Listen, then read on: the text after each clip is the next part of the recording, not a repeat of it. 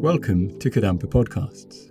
These podcasts offer practical solutions to daily challenges and help guide us to a happier and more peaceful state of mind. In each episode, you will find an extract from a teaching given by one of various Kadampa Buddhist teachers worldwide. All these teachings are inspired by the profound wisdom of Venerable Geshe Khalsang Gyatso Rinpoche, a Buddhist master for our time. We hope you will enjoy listening.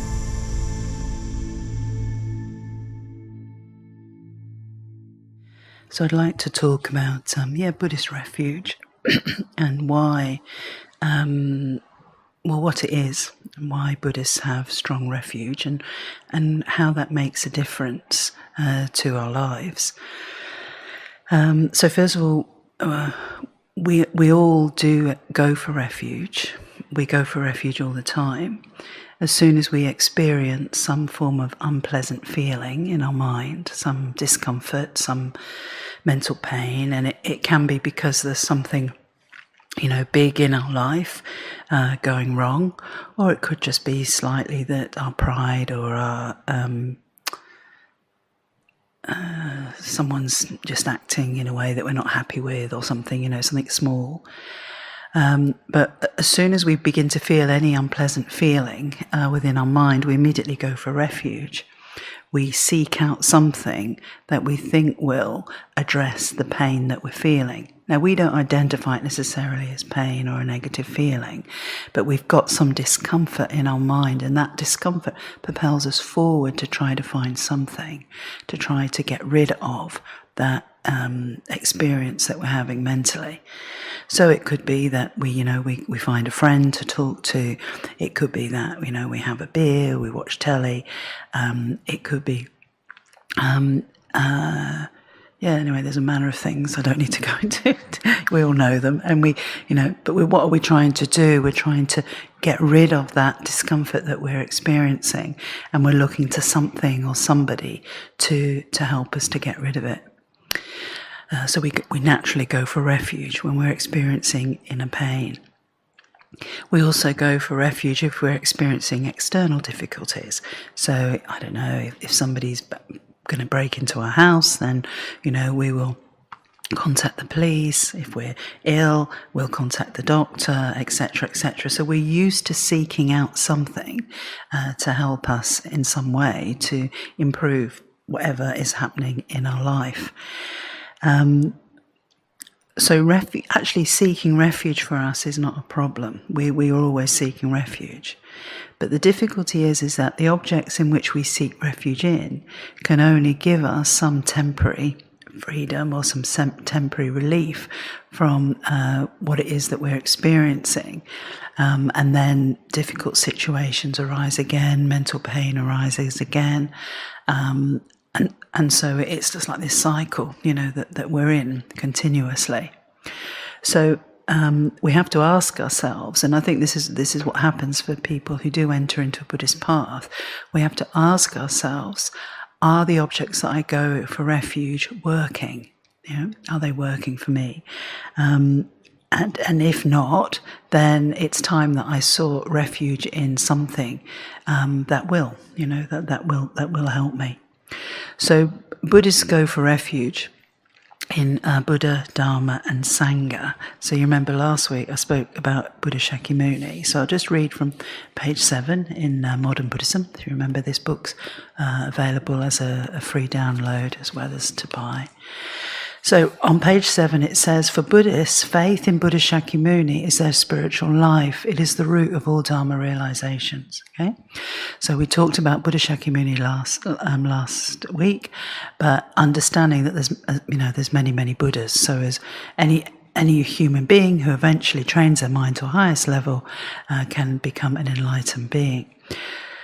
But faith in Buddha Shakyamuni is their spiritual life. It is the root of all Dharma realizations. So Dharma are the teachings that Buddha gave. So when we come along to a class like this, or any class that you've received at this center, then you're actually receiving Buddhist teachings. And if you have found those helpful, then you are receiving help from Buddha because Buddhist teachings originate from Buddha. Okay, so we don't have to want to be a Buddhist or believe in Buddha to actually experience the benefits of Buddhist teachings. And actually what often happens is that first we gain faith in Buddhist teachings, and then we gain in faith in Buddha. Because what happens is we see that when we put the teachings into practice, we experience the benefits, and as we experience these benefits, then our faith increases in the teachings and in Buddha who gave these teachings. So Dharma teachings, the word Dharma, it doesn't just mean the actual teachings, it also means our experience and the realization of those teachings. Right? So if we have deep faith in Buddha, we will naturally develop the strong wish to practice his teachings. And with this wish, we will definitely apply effort in our Dharma practice. And with strong effort, we shall accomplish permanent liberation from the sufferings of this life.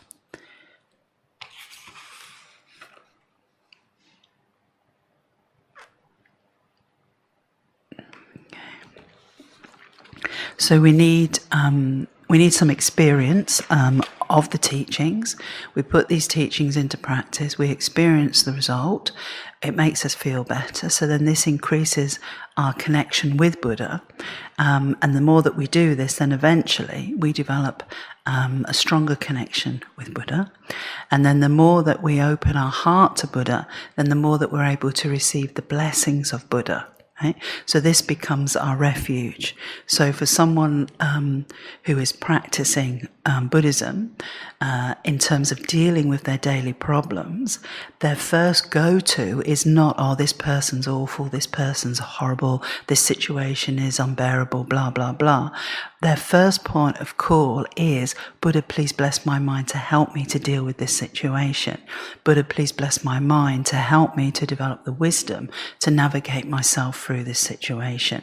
So we're calling upon Buddha to bless our mind. So again, it's difficult because I can't prove to you the power of blessings, because they're something that we have to experience ourselves. So some of this comes from, do we believe that it is possible for human beings to take their mind to a really high level? Or do we feel that the level of mind that we have now is it for humans?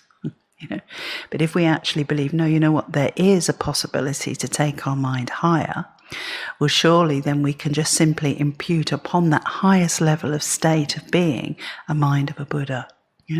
So if you can imagine, if human beings completely got rid of all their negativity, what we would have. So the good qualities of human beings are phenomenal. So if all that was manifest in your mind, in my mind, in the minds of everybody around us, was only their positive qualities, and all the negativity ceased, they would be a pretty amazing person. Anybody would, yeah?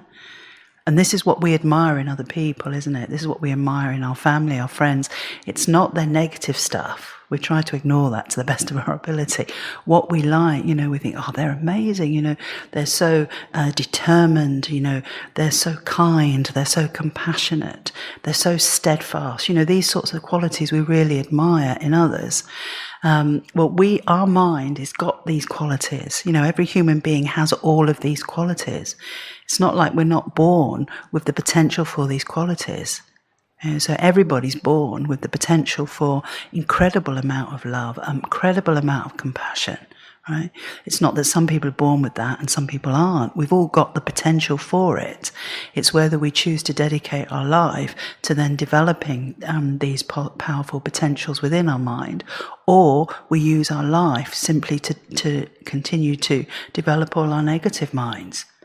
And of the two, it's a lot easier, I think, just to go with the negative minds, right? So when things go wrong, difficult situations, difficult people, etc., we get painful feeling.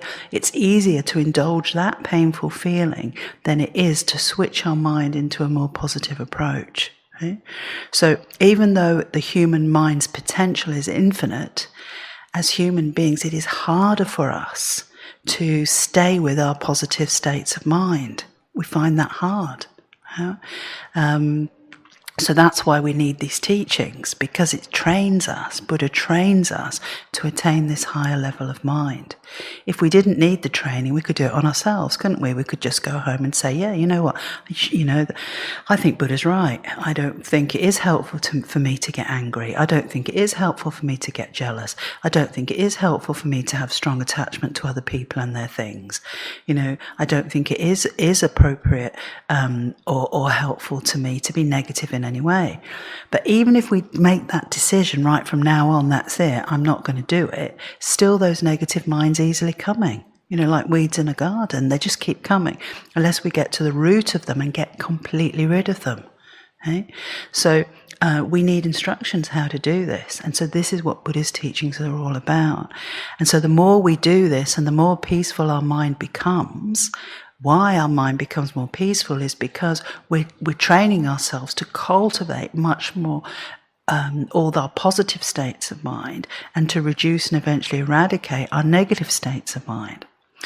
So why do we need faith in Buddha to do this? Because it's tough and we can't do it on our own. Otherwise we'd do it, because none of us wants our negative states of mind. None of us wants our painful feelings, but no matter what we do, we can't stop them. They keep coming. Right? So when we've got a mind of refuge, our mind turns towards Buddha and we request, Buddha, please help me so that I can develop a mind like you. And so we then try to visualize. This is why we have a lot of visualization, a lot of images of Buddha. Even though they're quite trendy, that isn't really the function of Buddha. Little Buddha statues and Buddhist images, they're there to evoke a feeling within us. Okay? So that we look at images of Buddha and we think, that's what I want to become. I want to become a peaceful person. I want to become someone who has compassion in their eyes. I want to become so wise that my mind is strong like steel, and that it won't waver and lead me in the wrong directions that only cause suffering to myself and others. So that's why Buddhists have Buddhist shrines, Buddhist imagery. It's to evoke this feeling within us. And also they're the only way that we can create an image of Buddha within our mind. Okay? So when we're sitting privately, for example, say we've got a lot of pain in our mind, then we can visualize Buddha in the space in front of us. And then we imagine that from this image that we have, and it doesn't matter how clear it is, we imagine that these really powerful rays of light come and enter into our mind. So I hold here, because that's where it is, our spiritual heart. And we imagine that these rays of lights come and bless our mind. So the more that we do this, this becomes a problem-solving technique. So it may seem, if you've not done this sort of thing before, then it may seem a little bit odd in some way, But I promise you, it really, really works. Our negative minds do not work. They do not help us. They make us ugly, and they make us cause harm to ourselves and others. They are not helpful in any shape or form. So why not? We just give it a go. We just imagine Buddha in the space in front. And remember that Buddha became a Buddha in order to benefit all living beings. That was the story of Buddha Shakyamuni last week. So we imagine that Buddha is in the space in front of us and that we receive these powerful blessings. And if we do this enough, I promise it works. It really works. And it's not dependent on the amount of faith, whether it works or not. It works. It works for everybody. It works. So if you think of all the odd things we do in terms of going for refuge to try and get rid of the pain, it's worth giving it a go, isn't it? Just to see. And what happens, one of the things that happens is that one of the reasons why it works is because when we visualize Buddha, but the image of Buddha is like a holy object. So it brings a special feeling within our mind. Okay? So when we look at Buddha, it brings a special feeling within our mind. So that changes our mind. Okay? So in the same way, if someone showed you some really horrible graphic images of something awful, it can evoke something within our mind. You know what I mean? So our mind is always being stimulated in different ways, and it's giving rise to feelings. So the idea is that the more that we visualize Buddha, this gives rise to a peaceful feeling. And if our mind is peaceful, then there's no pain. So it's an amazing problem-solving technique. So we can combine this with mantra recitation, which maybe we can look at next week. Anyway, there's many different ways in which we can go for refuge, but we need to try to do it every day. It can't be like, our refuge can't be like turning on and off a kettle. Like one day we turn it on, and then the next minute we turn it off, and then we're like complaining because our kettle's not boiling. It has to be something that we continuously do, throughout our day in different ways, but we do it. We spend some time each day. So, yeah, it's not easy because we might already have some obstructions in our mind that feel that this kind of thing will not be helpful. So as soon as we think this will not be helpful, then we create a blockage and it won't be helpful. But if we just think, okay, no, I'm going to try this. I'm just going to visualize Buddha, and I'm just going to try and receive his powerful blessings. So a blessing isn't, if I could have a bag of blessings and say, look, here they are, these are what blessings are, and you're going to receive them, then we would all be into it. But because blessings can't be seen, they can only be experienced, then you can only know whether it's a truth or not from your own experience. So all that blessings do is that through being inspired by Buddha, what happens is our mind shifts from where it was negative, it becomes positive. Where we felt there was no hope, suddenly hope appears. Where there was pain, the pain eases and our mind feels peaceful. It's just simple like that. So people whose minds are blessed all the time, they have a serenity about them, right? Because their mind is peaceful. And so from this peaceful place, they are then able to do whatever needs to be done without any problem. Right? Whereas for us, because our mind is not serene, our mind is constantly troubled. It's always producing negative thoughts, always blaming, always experiencing challenges and conflicts and all that. So our mind naturally is very, very busy and unpleasant a lot of the time. And therefore, we're holding ourselves back. That's what's the truth. We're holding ourselves back from achieving our full potential. We're holding ourselves back. We think it's other people, because of our friends, because of our family, because of our work colleagues, because of 100 things. But actually, we're holding ourselves back because we're not allowing ourselves to focus on developing our good qualities, but whilst trying to eradicate and get rid of our negative qualities. If you feel inspired by this podcast, then dive deeper into timeless wisdom of modern Kadampa Buddhism by following the link in the episode description. We look forward to reconnecting with you in the next episode of Kadampa Podcasts.